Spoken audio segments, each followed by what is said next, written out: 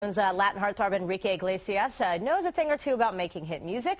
Just ask the singer, whose passion for the industry has him quite busy these days.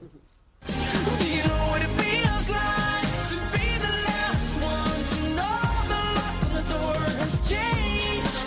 At 33, Latin pop sensation Enrique Iglesias has already made 2 greatest hits albums. I feel beat up and old.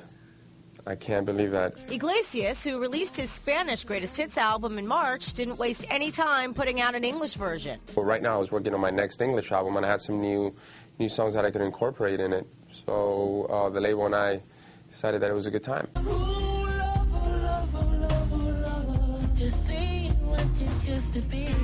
In addition to his classic hits like Hero and Bailamos, the new album features 3 new tracks with guest artists. The Sean Garrett song came about, he actually wrote that. It was for his album, and I begged him if I could have it, and he said, cool, let's do it together. You know what's cool about working with other artists? When you get along with them, when there's no ego, when they're easy to work with. But for a musician who's sold millions of albums worldwide and has the record for the most #1 Latin singles in Billboard history, it's a lot more difficult than it appears. For me, songwriting is, I've always said, the comparison is like going fishing. You never know when you're going to catch a big one.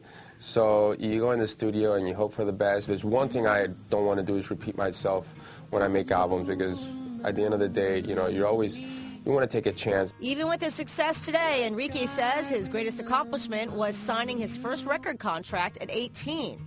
As for what's next, I feel like I'm at a good time for songwriting.